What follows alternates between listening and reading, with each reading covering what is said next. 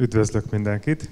Igen, a változás miatt. A jó hír az, hogy annak ellenére, hogy beékelődtem a ebéd és a legutolsó előadás közé, hogy lerövidítve fogom a kollégám előadását elmesélni, ami valójában arról a platformról szól, amelyik az MVM hálózatának a leggyakoribban használt eszköze. Ez a mi MX sorozatunk, ami a legnagyobb svájci bicska a termékportfólióban, a legszélesebb körben használt eszköz, nagysebességű és kombinálva szolgáltatásokkal. Ami érdekes, és ami megváltoztatta ezeknek az eszközöknek a fejlesztési irányát, az az, hogy a koncepció, amivel a Juniper elindult, miszerint biztos vagyok benne, hogy a hallgatóság többsége úgy ismeri a Junipert, mint a nagyon bikaerős hardware alapú eszközök a router világába. Meg tudjátok erősíteni? Ez volt híres a Juniperről? Mindent ASIC-kel kell továbbítani. Na, ma nem erről lesz szó.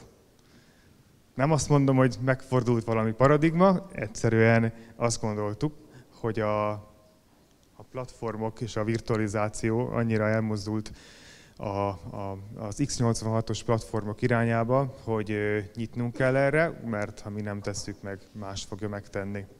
Úgyhogy a történet, ami ebben az MX Update-es sorozatban hangzott volna el ma, az ezeket a fejezeteket tartalmazta volna, de az idő hiányában a vonali kártyák frissítéséről szóló fejezetet ma kihagynám, viszont szünetbe, illetve ebédszünetbe megtaláltok, és szívesen mesélek ezekről.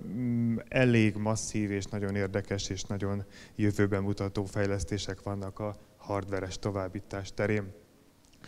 A GEM az sem lekvár, sem forgalom, hanem egy új kifejezés a szoftvereknek a átalakulása kapcsán. Erről lenne szó, és amint említettem, a Virtual MX, ami mondjuk így, hogy a legkisebb tagja a nagy MX családnak, aki már elég jól ismeri, és szolgáltatói környezetben mozog, és használja ezeket az eszközöket. Azt gondolom, hogy ez egy nagy-nagy család, amit most már jól ismertek. A legnagyobbak ugye a szekrényméretűek, azokkal lehet nagyon jó ventilációt csinálni, hogyha hideg van egy szobába, berakjuk, befűt és terabiteket továbbít. Már azt gondolom, hogy kis hazánkban még egy kicsit túl nagy, de a köztes méretek már széles körben használtak, és amire szeretnék ma fókuszálni, az a legkisebb, azzal a bordóval jelölt kicsi MX, ami sokféleképpen el lehet nevezni. Lehető az MX86, ami egy ilyen fantázia név, ami az x86-os processzorok világából jön, architektúrák világából. Lehet VMX is, de lehet a legkisebb MX, ahogy legegyszerűbben leírhatnám a feladatát. Tátongott egy LUK, ami a 10 gigabit, vagy inkább azt mondom, hogy 80 gigabit alatti platformok, rengeteg szolgáltatói megkeresés, illetve nagyvállalati rendszereket üzemeltetők jöttek olyan kérdéssel, hogy kéne neki minden, ami az MX-ben benne van, mert nagyon jó az a szolgáltatáskészlet, de az MX80 túl nagy. Ezt a rést célozza meg. Az a VMX, ami nem kíván semmi mást, mint egy x86-os platformot, ami most már minden adatcenter sarkában ott van, és zúg és fúg, és benn van, és már nem kell vele törődni. MX fejlesztések fölbontva 4 felé, azt gondolom, hogy ezek amik az igazi meghajtó motorjai abba, hogy a Juniper az MX-et fejlesz-e. Ebben van ugye az első részben, amikről meséltem, hogy a hardware erősítés, újabb kártya, nagyobb portsűrűség, nagyobb routing processzor, ezeknek a továbbreszelése, ez folyamatban van.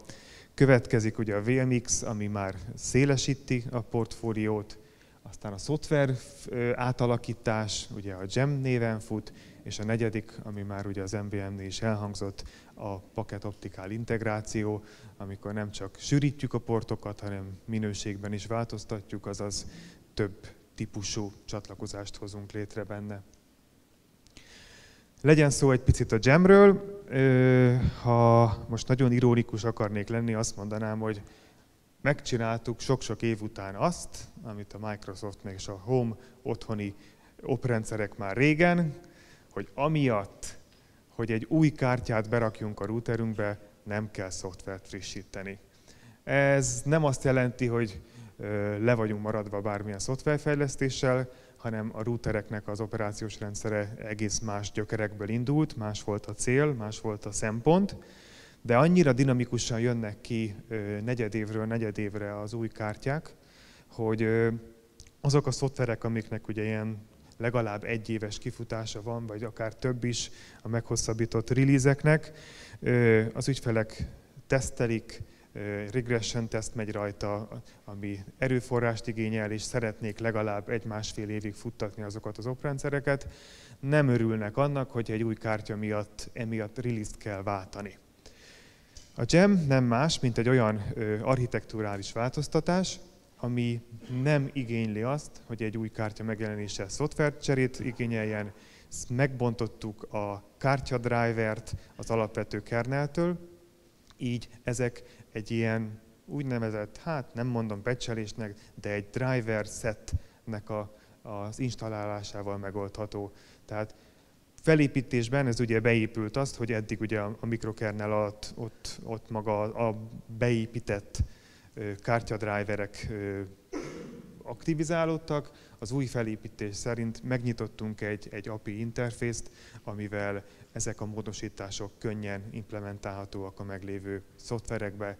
Tehát megvalósul az, hogy maradok a jól kipróbált oprendszerem mellett, és teszem bele az új kártyát, ahogy a portsűrűség igényem kívánja. VMX, ami nem más, mint a jól ismert és széles körben elterjedt platformok igába állítása router irányába. Ha már van egy jól kiforrott operációs rendszer és egy széles körben elterjedt platform, hozzuk össze a kettőt. Nem idegen tőlünk ez annyira, mert maga a Junos már futott x86-os platformon, és most is fut, ugye a QFabric adatcenteri megoldásunknál már egy Server Blade látja el a control plane feladatot. Ezt az architektúrát követve jöttünk ki a piacra egy olyan termékkel, ami még jelenleg nem hivatalos, de az év végén már letölthető lesz. Egy olyan Junos, ami hordozza mindazt a képességet, amit a nagy hardveres eszközökben futó, egyszerűen csak nem kívánja meg azt, hogy dedikált Juniper platform fusson alatta. Úgyhogy maga az oprendszer, a control plane átültetése könnyen ment, mert ez már x86-on van, hisz a routing engine-eknek a control kártyája is Intel processzorokat használ. Nem kellett akkor átvarázsolni, sőt, tovább megyek, a cégen belül a fejlesztők már régóta használják ezt a platformot a szoftverfejlesztéseknek a kipróbálására. Tehát a fejlesztők nem nagy black szekrényekbe fújó Juniper routerekkel tesztelnek, hanem a szoftveres változattal, az x86-ossal. Amit hozzá kellett adni, az nem más, mint a eszközeinknek a szívét, motorát alkotó Packet Forwarding Engine, amit ugye mi ASIC-ek vagy Trio PFA-knek hívunk, azoknak az átültetése, mert ez az, ami nincs benne az x86-os platformokban. Ez egy speciális áramkör volt, akinek egy dolga volt, csomag bejön, azonnal tovább, minél gyorsabban, kisebb latency-vel, minél nagyobb sebességgel. Ha ezt mi routert akarunk csinálni a szerverünkből, akkor ezt emulálni kell. Az emulációt úgy lehet megoldani, hogy azt a mikrokódot, amit eddig a PFA-kbe töltöttünk, azt át kellett írni x86-os architektúrára. Ezt dolgozták ki az utóbbi években, és készült kereskedelmi termék belőle. Ha megvan ez a kettő, akkor így épül föl maga az architektúra, van maga a hardware, amihez ugye alapvetően semmi közünk, ráül egy KVM hypervisor, miért nem VMware, ezzel kezdtük, a jövőben lesz VMware-es megoldás is, most KVM alapú, és a KVM-re 2 darab virtuális gépet kell telepíteni minimálisan, hogy routert kapjunk a szerverünkből. Az egyikre ugye Junos teszünk, ő lesz a control plane, a másikra pedig egy Linuxot teszünk, ami fogja emulálni a Packet Forwarding Engine-t. Ha ez a két minimális elem megvan, megalkottuk azt a routert, ami gyakorlatilag már most is ott van mindenkinek a polcán, aki szervereket használ, elérhető, olcsó és könnyen próbálható. Elsődleges fókusz, mint említettem, a szoftvertesztelés, ez amire a cégünk is használja. Másodlagos fókusz lehet az, hogy szolgáltatók, integrátorok, labort tudjanak építeni Junos elemekből. Ne kell legyen annyi eszközt, annyi routert, annyi Juniper eszközt fölhalmozni azért, hogy topológiai teszteket hajtsunk végre. Inkább Blade alapú megoldással virtuálisan létrehozni. Teljes mértékben törekszünk arra, hogy feature parity legyen a valódi routerek és a virtuális routerek között. Ebben van egy-két elmaradás, mint például a HQS képesség, ami még további fejlesztést igényel, de funkcióiban, feature, MPLS szolgáltatás készletben teljes ekvivalencia lesz már az első release-ben is. Tehát ha valaki egy igazi hardcore topológiát akar építeni a laborba, akkor Blade szerverrel nagyon könnyen megoldhatja.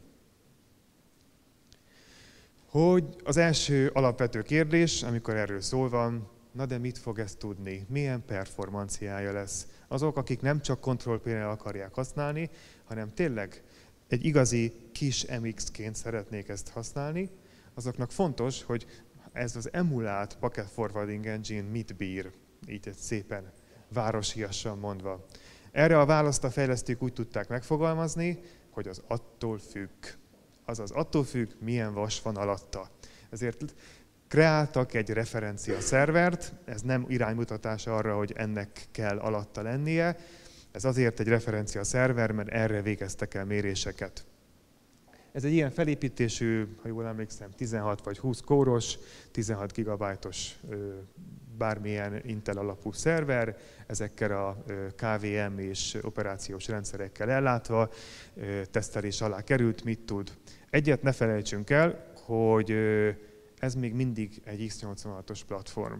Tehát azok az alapigasságok, amiket az ASIC processzorral a Juniper bevezetett a routerek világába, miszerint a line rate az line rate, az abból eredt, hogy az ASIC processzorokat nem érdekelte, hogy mekkora a paket mérete.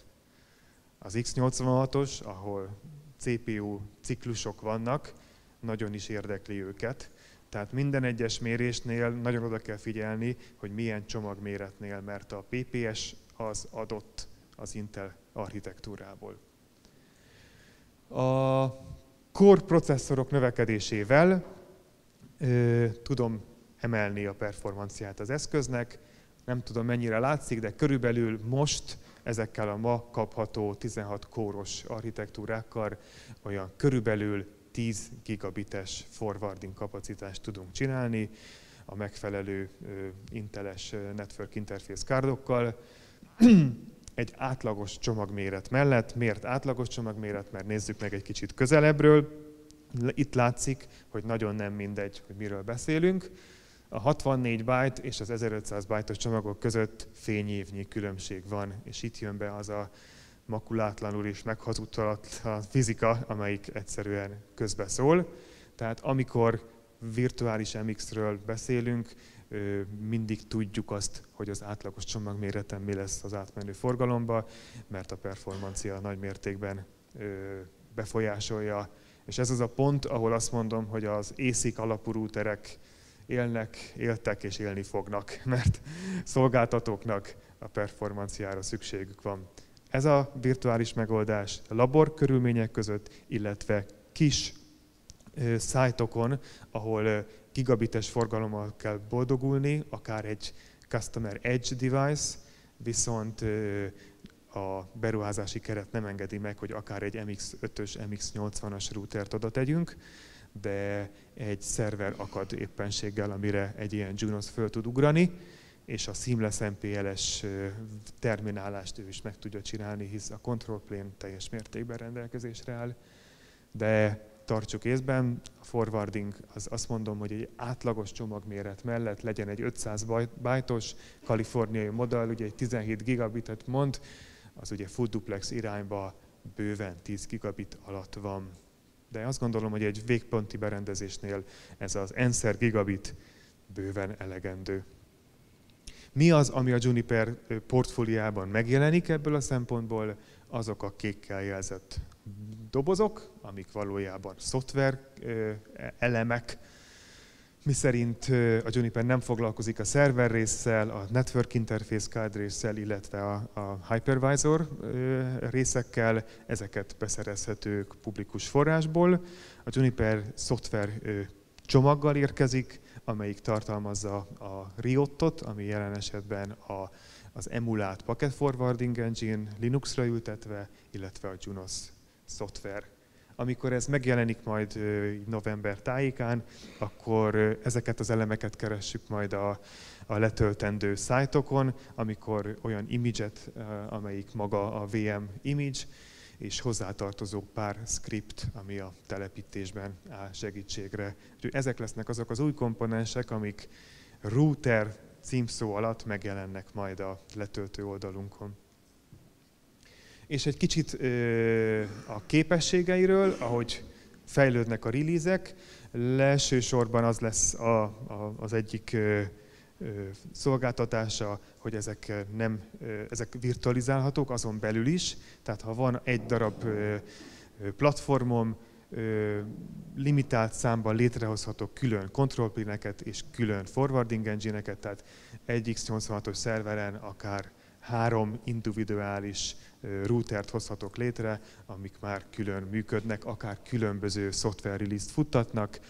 Ez nem nagyon újdonság olyan szempontból, hogy a meglévő MX platformok is tudtak virtuális eszközöket, de itt eljátszhatom azt, hogy az A routeremen 12.1-es fut, a B routeremen meg mondjuk 13.2-es, és akarok egy együttműködési tesztet csinálni, mindezt egyetlen egy vason. És ha tovább megyek, és ami már a jövőben mutató, amikor szeretnénk kombinálni ezt a virtualizációt külső hardveres routerrel is. Tehát definiálom a control plane-t valamelyik virtuális MX-nek a control plane-jébe, és a külső hardveres eszközt hadrendbe állítom az ő forwarding engine-jeit ugyanabban a routerben. Tehát elképzelhető, hogy létrehozok egy olyan routert, aminek bizonyos portjai virtuális MX-en futnak, és bizonyos portjai pedig valódi hardveres MX-en, de mégis egy routing systemet alkotva. Ez a következő lépés, ami jövő évben fog kijönni.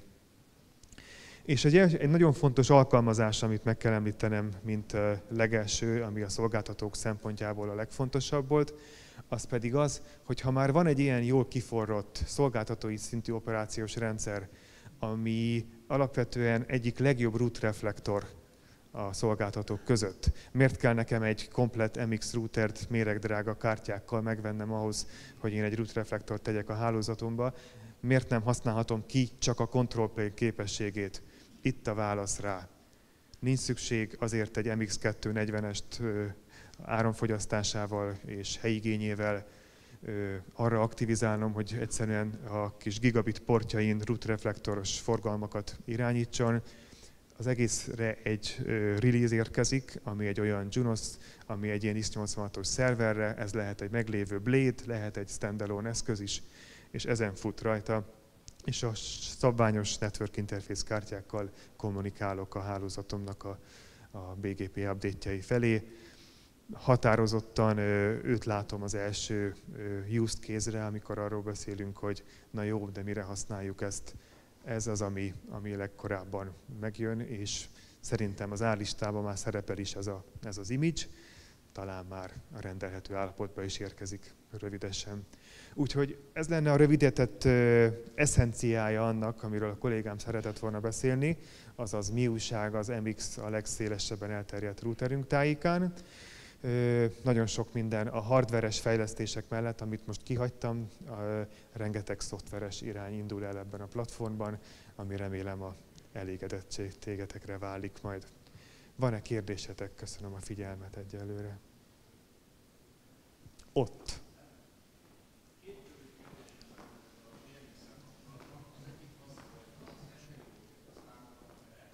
Melyiket? S?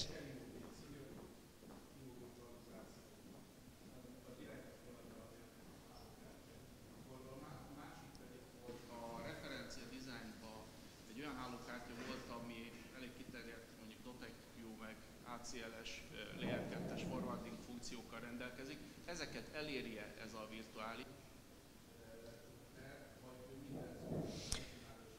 Igen.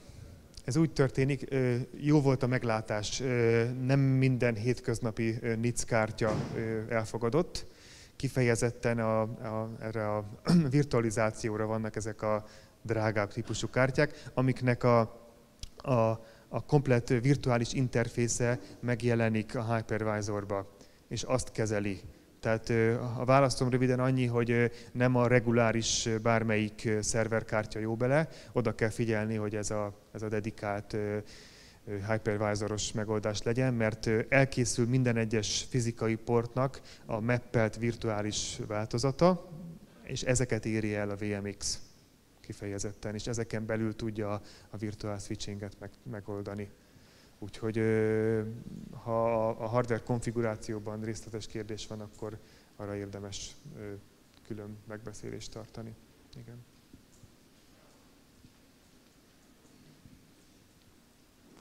Ott megy a mikrofon, István a következő. Szeretném kérdezni, hogy csak CentOS-re lesz ez a szoftver, vagy pedig más operációs rendszerek alá is meg lesz írva? Az elejét nem hallottam, elnézést. Azt tudom kérdezni, hogy lerakom, mert egy ilyen termet be tudok magamtól is hangosítani. Tehát az a lényeg, hogy láttam, hogy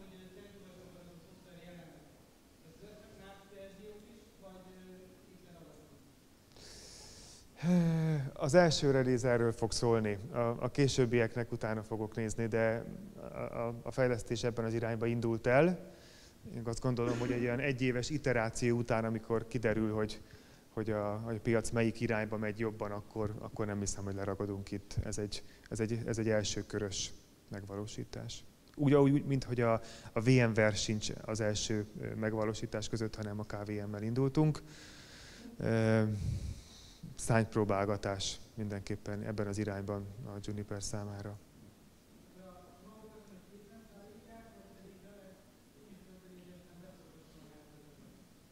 Készen, image formájában.